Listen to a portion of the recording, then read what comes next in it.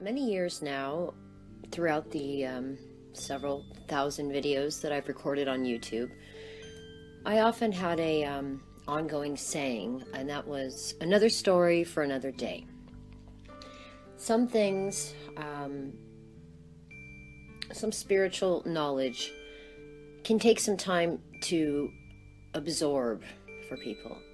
Some things are a little bit too far to the left for people to understand at different phases of their journey.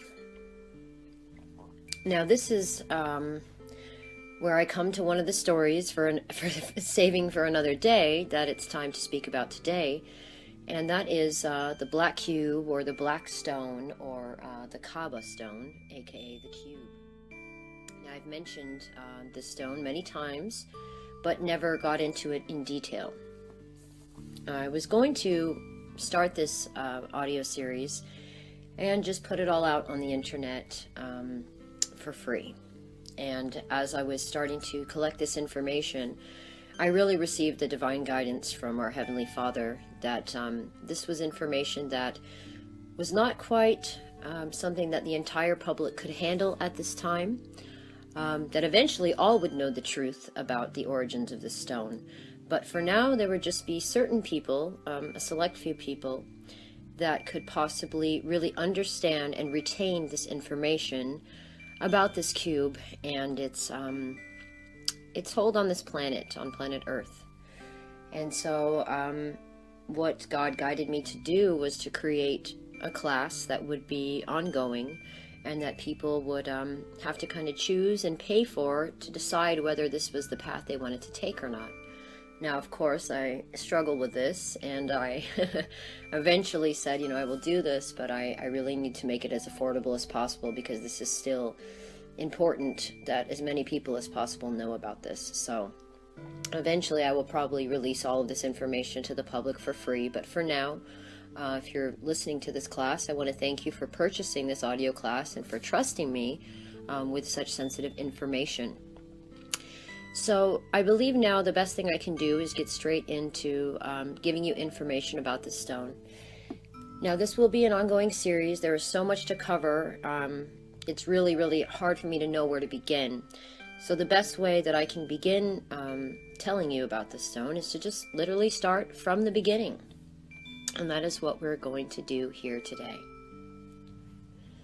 Now, with this class, I will include an ebook that will have all reference material for what I discuss here today. It will have links to websites that I reference. It will also have photos and pictures and other references for you, so that you can see that these are not things that are just based off of my opinion or off of theory, that most of these things that I will present to you will be based on fact. Now, I say most of these things will be based on fact, and I only say that because nothing can truly be proven as fact, and I know many of you are very interested in having facts that are hardcore, but there are some things on this planet that just simply cannot be totally proven. But I am trying to only deliver information to all of you that can be found and referenced in multiple places. Now, I will touch on some of the conspiracy theories, and I will touch on some of the mystical and theatrical even ideas about the stone. But again, I will always let you know what is theoretical and what is known as fact. I am an educator first and foremost, and that is what I'm here to do, is to educate all of you. I do have very strong opinions about these matters, and that is why I've chosen to, of course, do a topic of this nature. However, it is still not about my opinion. This is about facts and about truth. So I will keep as much of myself out of these series as I possibly can, as to not be too biased in one way or the other.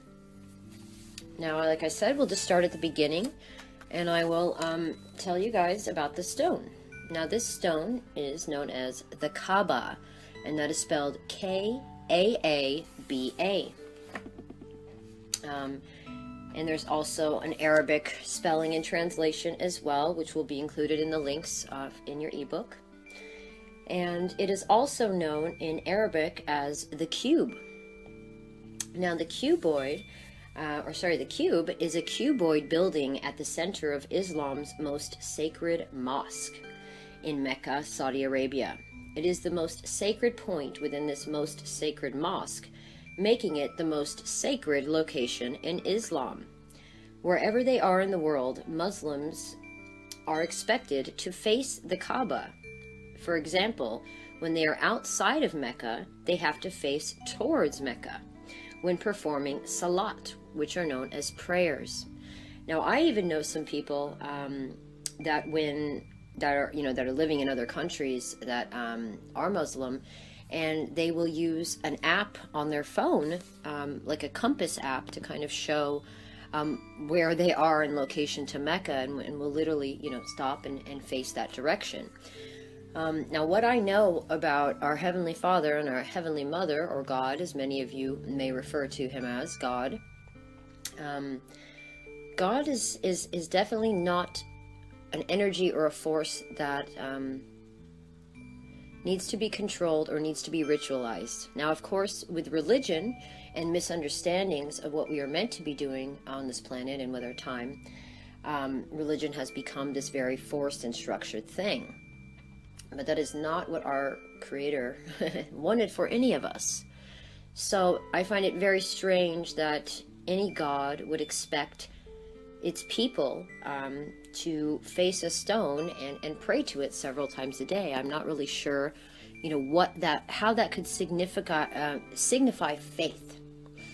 Faith is something that lives within your heart and within your soul.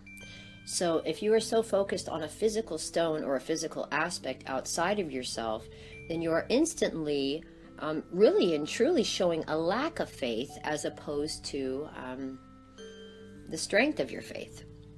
If your faith was strong, you wouldn't need an object outside of yourself, and quite literally an object made of matter, to pray to several times a day in the correct direction, or else your God won't think you're being faithful. I just find this to be very strange. I find that this literally has nothing to do with faith at all whatsoever. So this is what made me start to wonder, what is the stone really about?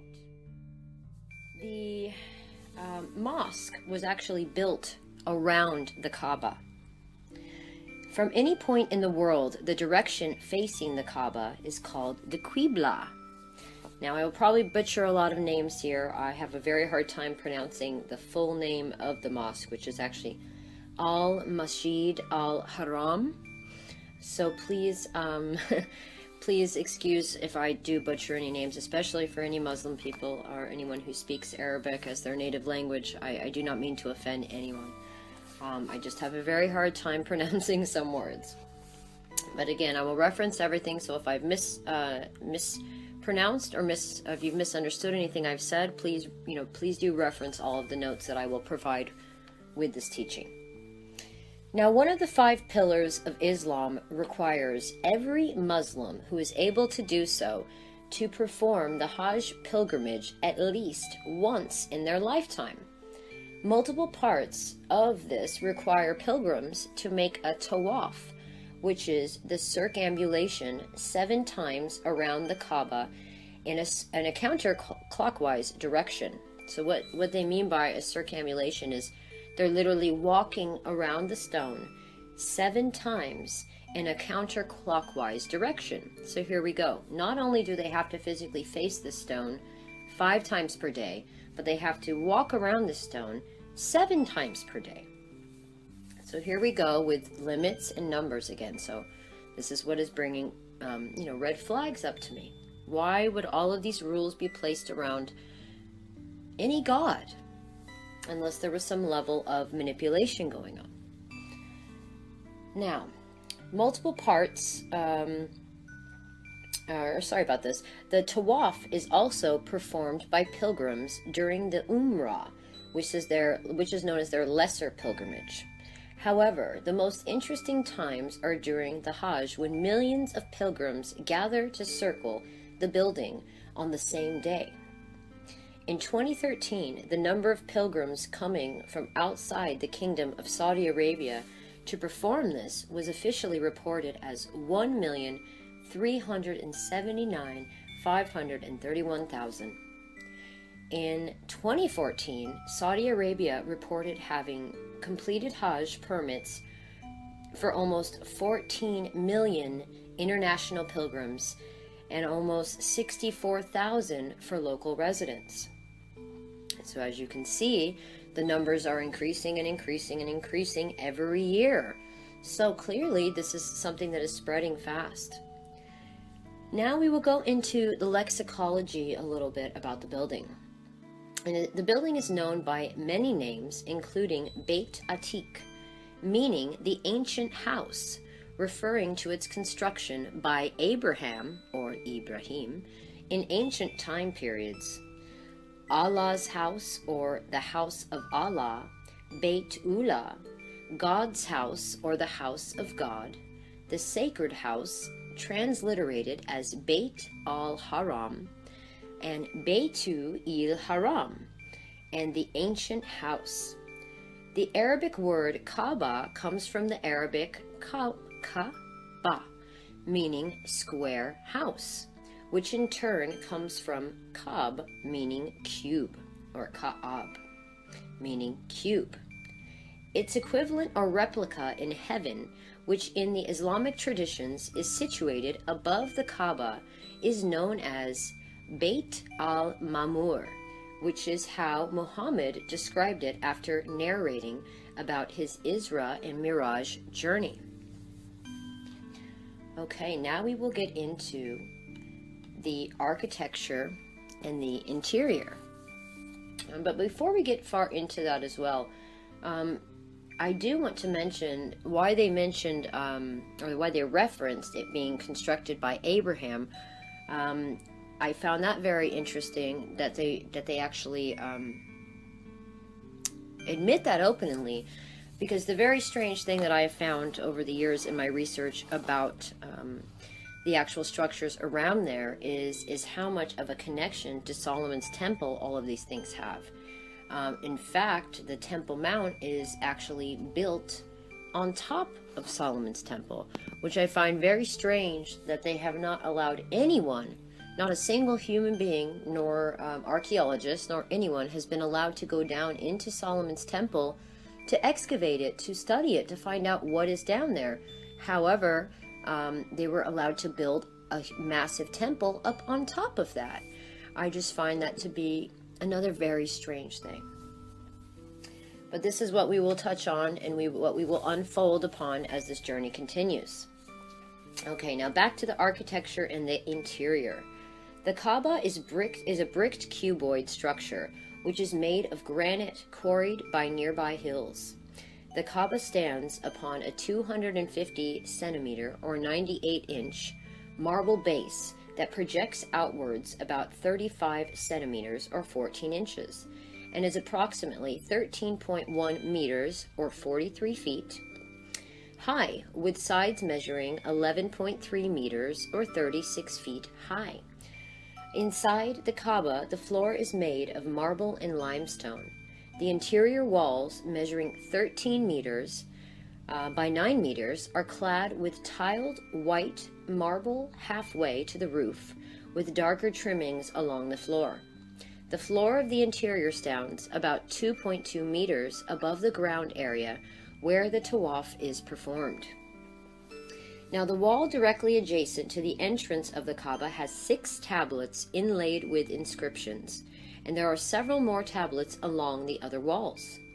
Along the top corners of the walls runs a green cloth embroidered with gold Quranic verses. Caretakers anoint the marble cladding with the same scented oil used to anoint the black stone outside. 3 pillars, some erroneously report only 2, stand inside the Kaaba, with a small altar or table set between one and the other 2. It has been claimed that this table is used for the placement of perfumes or other items, like offerings. Lamp-like objects, possible lanterns or crucible censers, hang from the ceiling. The ceiling itself is of a darker color, similar in hue to the lower trimming. A golden door, or the Babat Tuba, also romanized as Babat Tauba, and meaning the door of repentance, on the right wall, which is to the right of the entrance, opens to an enclosed staircase that leads to a hatch, which itself opens to the roof. Both the roof and ceiling, collectively dual-layered, are made of stainless steel capped teak wood. Each numbered item in the following list corresponds to features noted in the diagram image, which will be supplied in your ebook that comes with this course. Now, the black stone is located on the Kaaba's eastern corner. Its northern corner is known as the Ruknu Iraqi, or the Iraqi corner. Its western as the Ruknu Shushami, or the Levantine corner, and its southern as Ruknu-i-Yamani, the Yemeni corner. The four corners of the Kaaba roughly point towards the four cardinal directions of the compass. Its major long axis is aligned with the rising of the star Canopus, toward which its southern wall is directed, while its minor axis, its east-west facades, roughly align with the sunrise of summer solstice and the sunset of winter solstice. Now, number 2 in the diagram. The entrance is a door set 2.13 meters, or 7 feet above the ground on the northeastern wall of the Kaaba, which acts as the facade.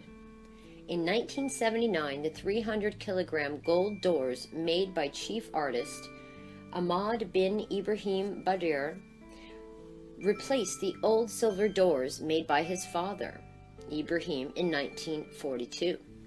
There is a wooden staircase on wheels, usually stored in the mosque between the arch-shaped gate of Banu Sheba and the Zamzam well. Now to number 3 of the diagram, which you will find in your ebook. That is the Mizab-i-Rahmat, the rainwater spout made of gold. Added in the rebuilding of 1627 after the previous year's rain caused 3 of the 4 walls to collapse. Number 4 of the diagram is the gutter. It was added in 1627 to protect the foundation from groundwater. Number 5, Hatim, also romanized as Hatim. A low wall originally part of the Kaaba is a semicircular wall opposite, but not connected to, the northwest wall of the Kaaba, known as the Hatim.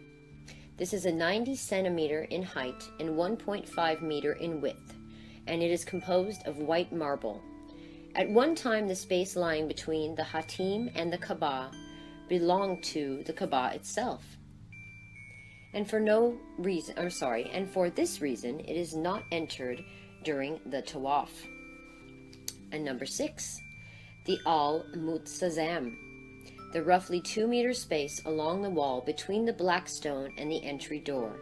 It is sometimes considered pious or desirable for a Haji to touch this area of the Kaaba or to perform dua here. Number 7, the Station of Abraham, a glass and metal enclosure with what is said to be an imprint of Abraham's foot. Abraham is said to have stood on this stone during the construction on the upper parts of the Kaaba, raising Ishmael on his shoulders for the uppermost parts. Number 8, this is the corner of the black stone in the east. Number 9, the corner of Yemen, which is southwest corner. Pilgrims traditionally acknowledge a large vertical stone that forms this corner. Number 10 is the corner of Syria, or the northwest corner. Number 11, the corner of Iraq, or the northeast corner. This inside corner, behind a curtain, contains the Babat Tauba, door of repentance, which leads to a staircase on the roof. Number 12, Kiswa, the embroidered covering. Kiswa is a black silk and gold curtain which is replaced annually during the Hajj Pilgrimage. 2/3 of the way up is a band of gold embroidered Quranic text, including the Shahada, the Islamic Declaration of Faith. Number 13, a marble stripe marking the beginning and end of each circumambulation. So basically where each person would begin to walk around 7 times and where they would stop. And number 14 is known as the Station of Gabriel. And it's very interesting that they're referring to the Station of Gabriel here, because in the book of Revelations in the Holy Bible, it talks about there being an angel that stands at the 4 corners of the world, and he's waving this sword that's going in every direction. And I believe that is actually usually represented by the angel Gabriel. So I'm quite certain there's a connection there to that, and we will also cover that as well. Now we will get a little bit into the religious significance. Now the Kaaba is the holiest site in Islam and is often called by names such as the House of God or the House of Allah. Now the Qibla is the Muslim's name for the direction faced during prayer. It is the focal point for prayer. The direction faced during prayer is the direction of where the Kaaba is. Pilgrimage. The Haram is the focal point of the Hajj and the Umrah pilgrimages that occur in the month of Dhu al-Hijjah in the Islamic calendar and at any time of the year, respectively. The Hajj pilgrimage is one of the pillars of Islam, required of all able-bodied Muslims who can afford the trip. In recent times, about 6 million Muslims perform the Hajj every year. Some of the rituals performed by pilgrims are symbolic of historical incidents.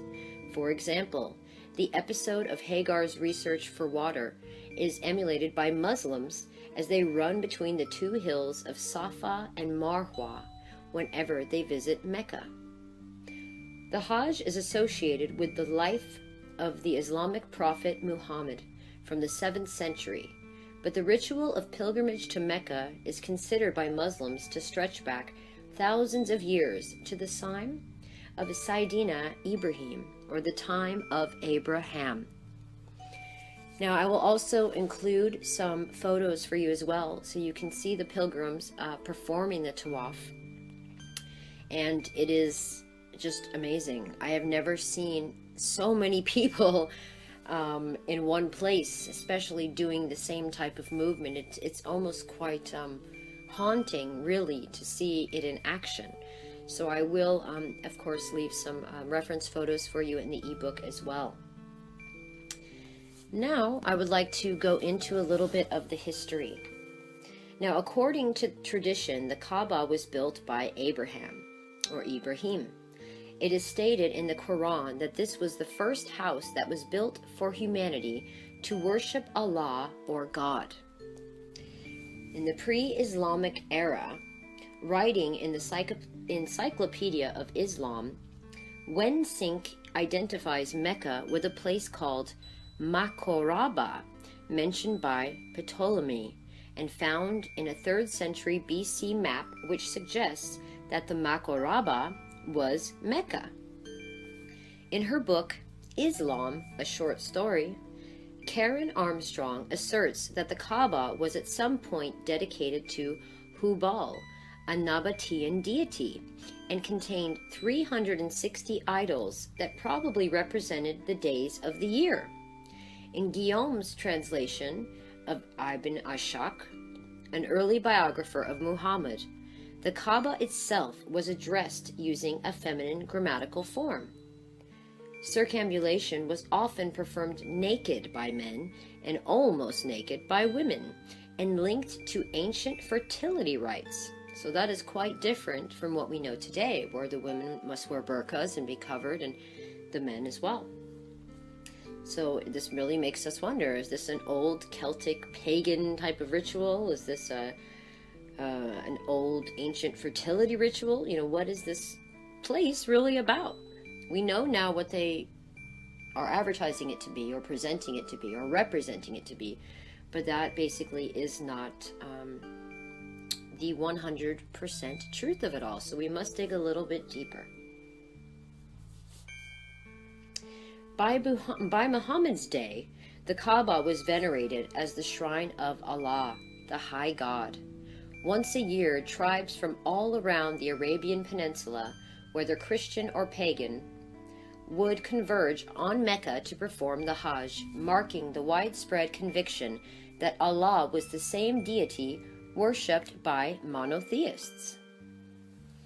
And now we will talk about the colored stones. Imoti contends that there were numerous such Kaaba sanctuaries in Arabia at one time, but this was the only one built in stone. The others also allegedly had counterparts of the black stone. There was a red stone, the deity of the South Arabian city of Gamain, and the white stone in the Kaaba of Al-Abalat, near the city of Tabala, south of Mecca. Runbaum in classical Islam points out that the experience of divinity of that period was often associated with stone fetishes, mountains, special rock formations, or trees of strange growth. The Kaaba was thought to be at the center of the world, with the gate of heaven directly above it. The Kaaba marked the location where the sacred world intersected with the profane. The embedded black stone was a further symbol of this as a meteorite that had fallen from the sky and linked heaven and earth. Now, there is much about that story as well that we will cover as these episodes unfold. There was a stone that was said to be the stone of Lucifer that was supposed to have fallen and hit the earth, and that he's been, searching for the stone for many years. And that whoever got this stone essentially could kind of align with his power, or possibly even take his power away. So if someone that had enough influence, especially a group of religious strength and significance, had this information or had this stone, or perhaps even people in political parties maybe having a piece of this stone, that much power could be manipulated. Now, again, I want everyone who is listening to the series to please understand that I am not attacking Muslim people. In fact, I believe that many Muslim people will purchase this class because there is much about this stone that I believe mostly needs to be uncovered for the Muslim people. It is very similar to people who are in Freemasonry that are kind of lower level Freemasons. They believe that they kind of know the whole secret and they know the whole deal, but it's really the guys in the 33rd degree up that really know what's going on. So I feel that there are many things about this that are not being told 100% to the Muslim people. And I feel very sad for that reason, because many of the Muslim people are being oppressed, especially the women.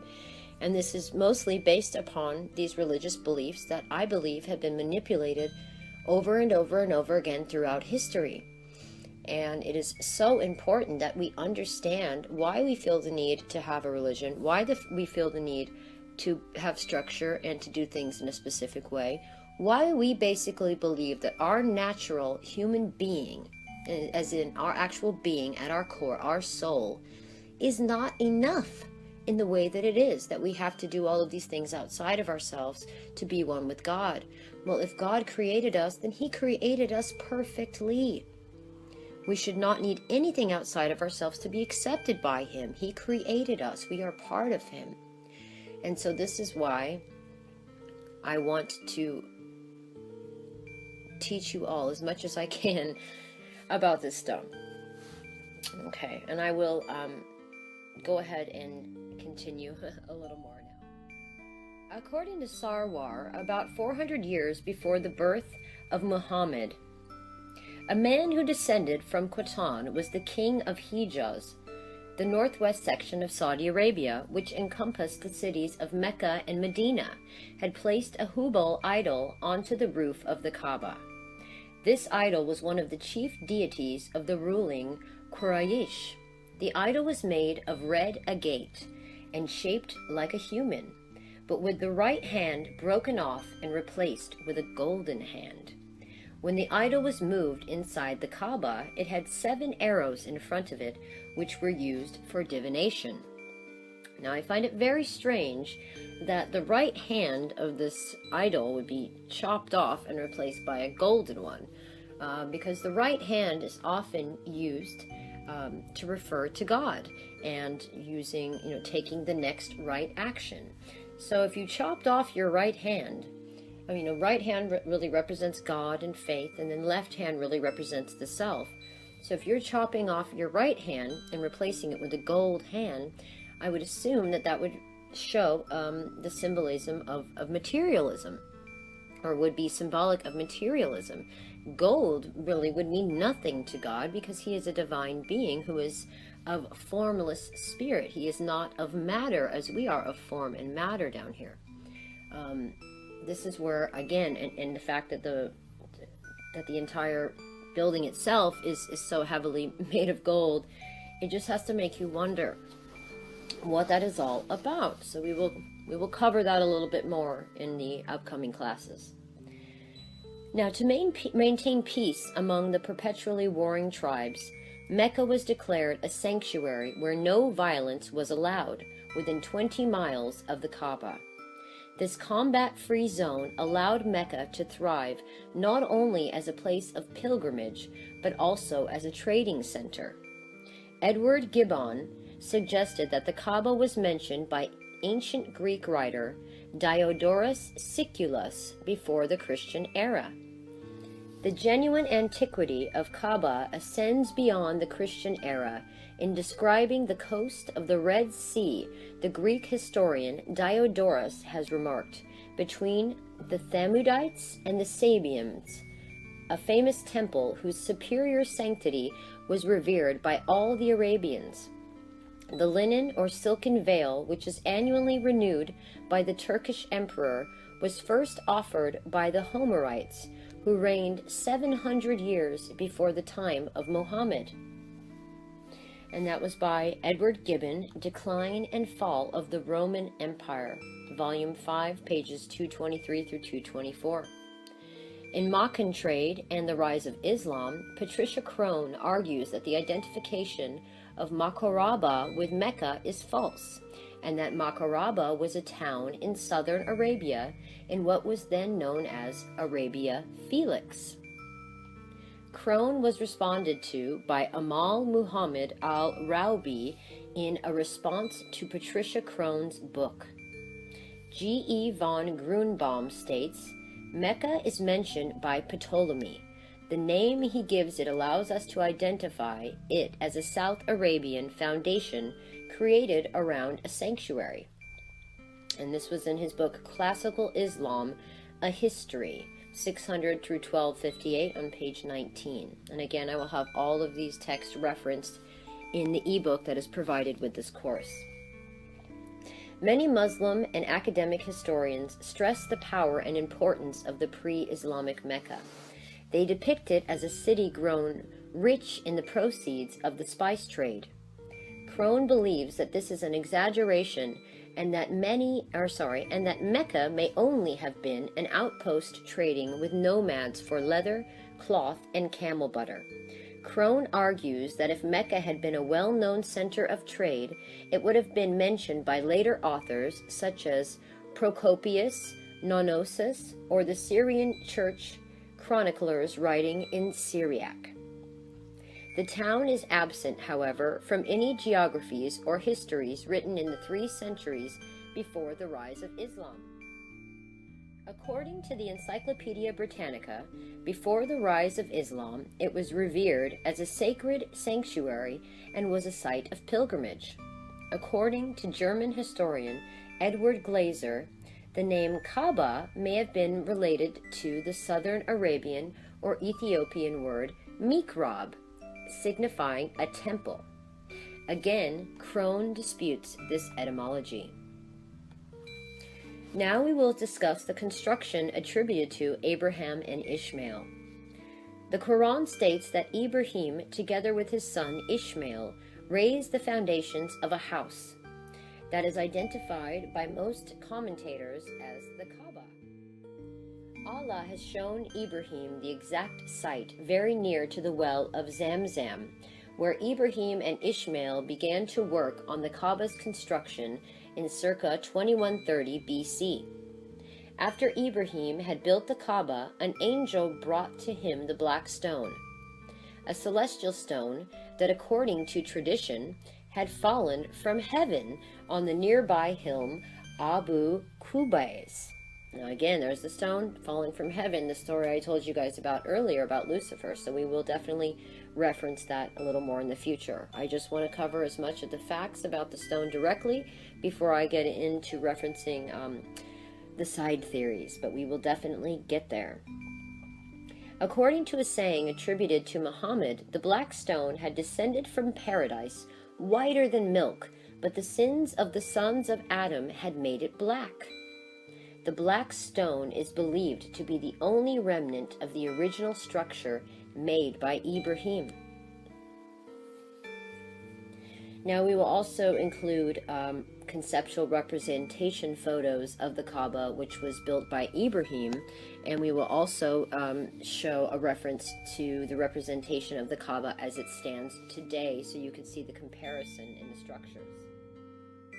After the placing of the black stone in the eastern corner of the Kaaba, Ibrahim received a revelation in which Allah told the aged prophet that he should now go and proclaim the pilgrimage to mankind, so that men may come both from Arabia and from lands far away, on camel and on foot. Going by the dates attributed to the patriarchs, Ishmael is believed to have been born around 2150 BC, with Isaac being born 100 years later. Therefore, Islamic scholars have generally assumed that the Kaaba was constructed by Ibrahim around 2130 BC. The Kaaba is, therefore, believed by Muslims to be more than a millennium older than Solomon's Temple in Jerusalem, which is believed to have been finished in 1007 BC. These dates remain consistent with the Muslim belief that the Kaaba is the first and thus the oldest mosque in history. Now, Solomon's Temple in Jerusalem was the one I was referring to earlier, and we will also go over that as well in future classes. There's much to be talked about, specifically about Solomon's Temple and the structures that have been built on top of it, and the true meaning and the connection that Solomon himself really has, or that Solomon and Abraham basically have, to a lot of the deception that is happening on our planet as we speak. In Samaritan literature, the Samaritan Book of the Secrets of Moses, Asatir, claims that Ishmael and his eldest son, Nebaioth, built the Kaaba as well as the city of Mecca. The Secrets of Moses, or Asatir book, was suggested by some opinion to have been compiled in the 10th century, while another opinion in 1927 suggests that it's written no later than the second half of the 3rd century. Muhammed Era. At the time of Muhammad, which was 570 to 632 AD, his tribe was in charge of the Kaaba, which was at that time a shrine containing hundreds of idols representing Arabian tribal gods and other religious figures. Muhammad earned the enmity of this tribe by claiming the Kaaba to be dedicated to the worship of Allah alone, and by having all the other idols evicted. The Quraysh, which was the tribe, persecuted and harassed him continuously, so he and his followers eventually migrated to Medina in 622. Islamic histories also mention a reconstruction of the Kaaba around 600 AD, a story found in Ibn Ishaq's Sirat Rasul Allah, one of the biographies of Muhammad, as reconstructed and translated by Guillaume. describes Muhammad settling a quarrel between Meccan clans as to which clan should set the black stone cornerstone in place.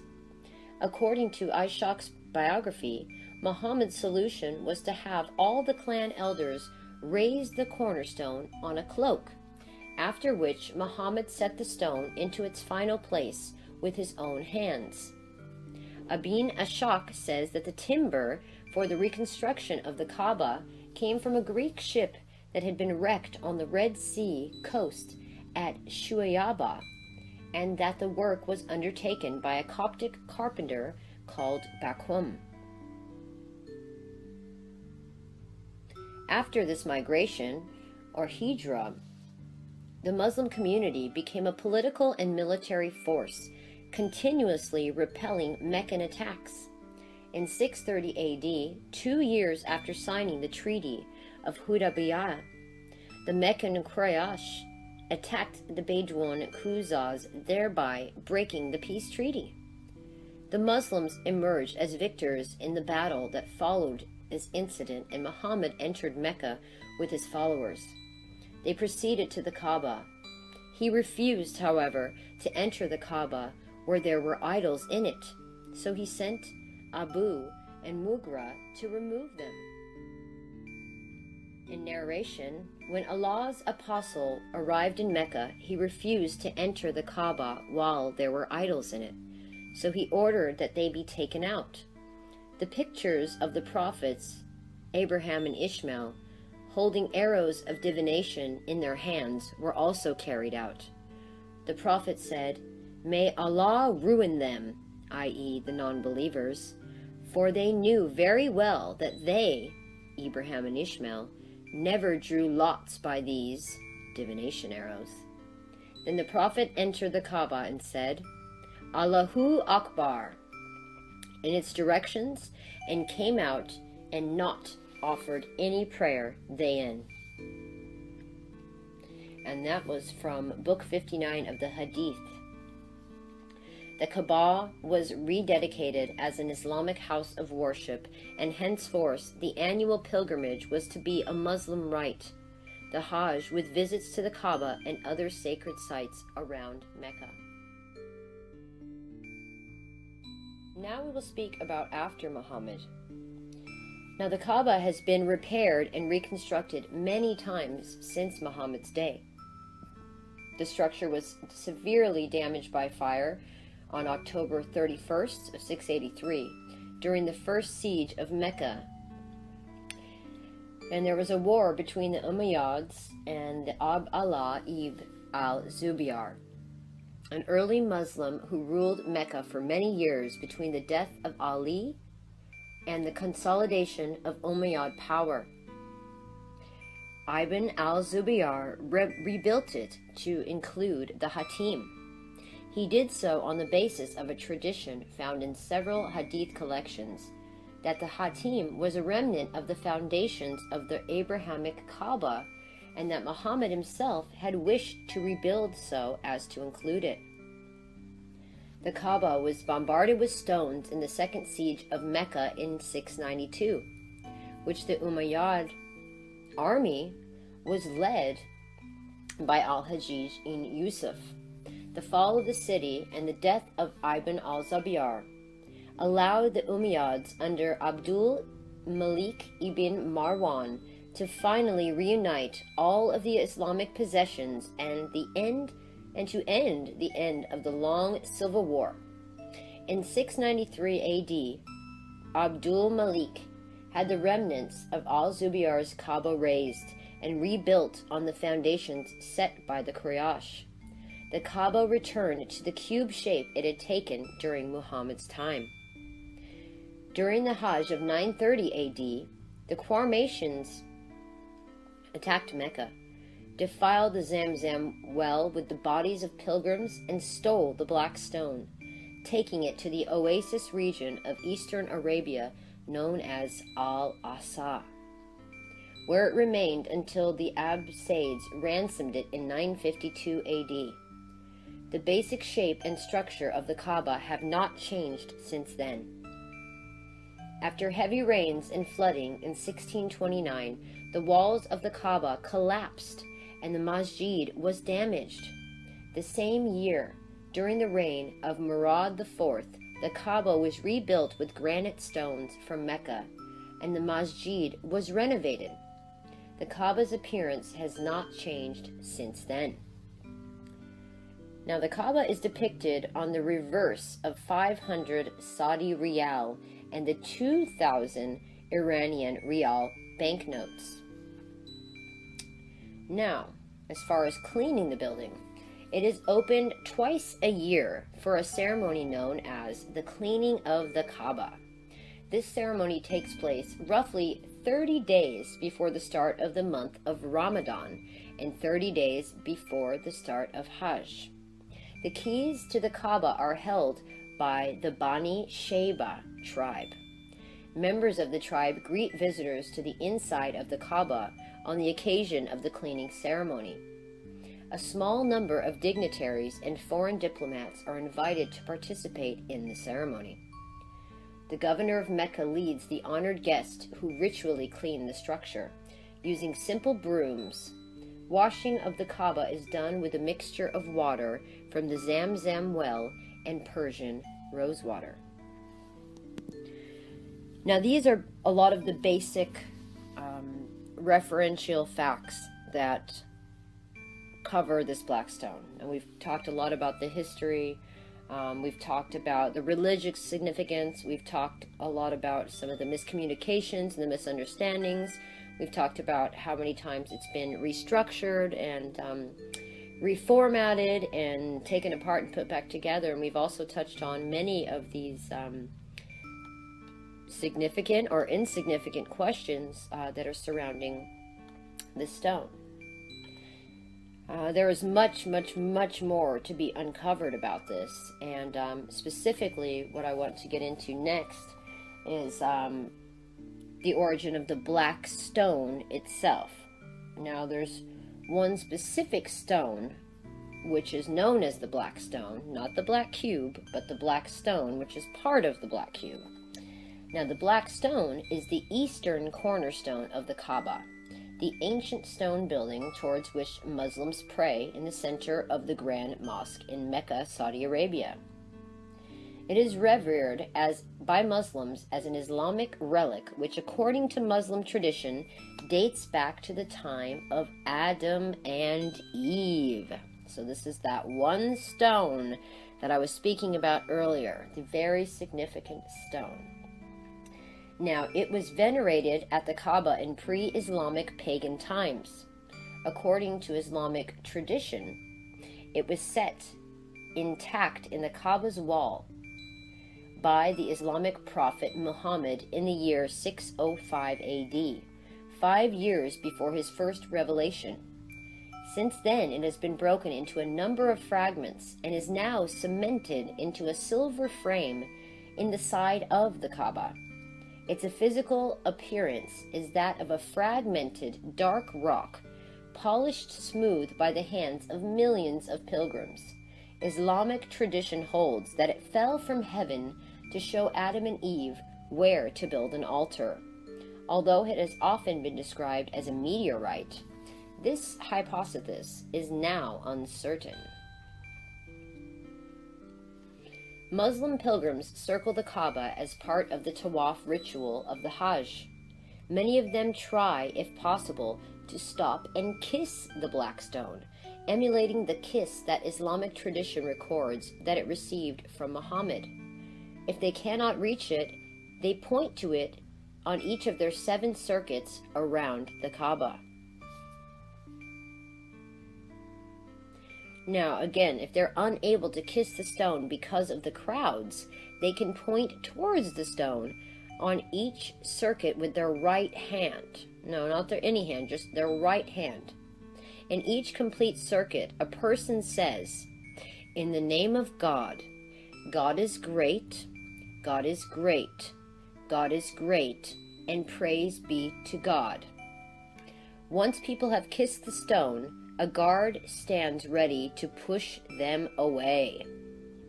So once you've kissed it, you gotta get out of there. So something is really going on with this stone. So we've talked all about, the structure surrounding it. Now we're talking about what seems like the heart of the matter here. The heart of this entire multi-leveled and multi-layered place. This stone, this cube, this significance. What is it about? We will speak a little bit more about this as these classes unfold. I will continue to have several parts to this series. Each one will lead up to where the next one will be leaving off, and I really cannot stress enough that me giving this information is of no offense to any Muslim people, especially to anyone who has been uneducated about the truth and the facts behind the stone. This is simply to bring information to the surface, to bring truth to many people who are unaware of it, and to find out what is the deeper meaning of this place. Now, if you feel that this isn't important to you, you should reconsider that.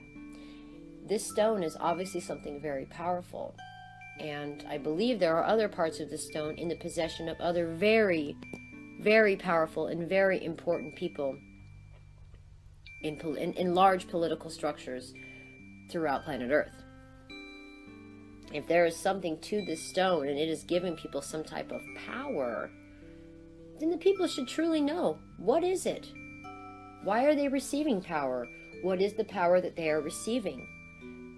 Is everyone welcome to this power? Is everyone able to receive this power, or is it only the chosen few?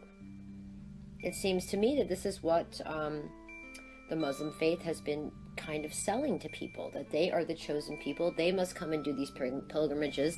They must stand and point with their right hand to the stone. They must go around it 7 times in a row, 5 times per day. But if it is so powerful only for those people, then what about the rest of us? What about the other people who are not of Muslim faith? Are we not as chosen? Are we not as important? Are we not capable of receiving this divine power that is said to be held within this stone? What is it? What is the stone really about? So in part 2 of this class, which I will be releasing within the next week or so, we will get into touching more upon this, specifically the black stone, and the origins of the stone and where really it's coming from. So I think now will be the time to speak a little bit about the folklore, about whether it's a meteorite or something that came from heaven or something that came from elsewhere. And that is where we will start to touch on a little bit more of the theoretical side of this story. The first series of any class that I'm putting out is always going to be very informational with a lot of reference material. So if this seemed a little boring or dragged on a lot at times, I do assure you that things will unfold a little more organically and make a lot more sense as these series unfold. As I'm even learning this myself and saying these things out to you and back to you, I'm receiving new information and new things that I want to expand upon each and every time. However, it's very important that I do not get too sidetracked or distracted when I'm on this topic, because there are many things that if they are left out could really be missing pieces to the puzzle. So I do thank all of you for purchasing this class. I do thank you for trusting me with this guidance, and I do hope that you stick around and tune in for series number 2 on this class. And I hope that this was of some help for you today. I hope you learned something new today. And if you have any questions at all, please do not hesitate to contact me. I will be happy to do any type of a follow-up video or audio release on any of the topics and questions that we've covered here today. So if anyone has purchased the class and you have specific questions, I'm happy to release another audio answering questions that all of you may have unanswered. But please know as well that I have not covered everything at all by any means. It's very hard for me to narrow down, even just speaking about the Kaaba itself within 1 hour. I already wanted to jump ahead and get straight into the stone. So, if you can please bear with me and just stay with me along this whole journey, it will make sense, and it will help you. It will help all of humanity if we can find out the truth of what is going on in this place, because this is one of the largest points on our planet. It's an anchor point on our planet that if it's being manipulated and being heavily controlled on a daily basis, on a minutely basis, let alone hourly basis, then we should all be aware of this, and we should do whatever we can to expose the truth. You know, it's not about exposing lies anymore. It is about exposing the truth, and that is truly what I am here to do. So I want to thank you very much for joining me with the message. This is Tasha Erickson, and I will see you in the next class.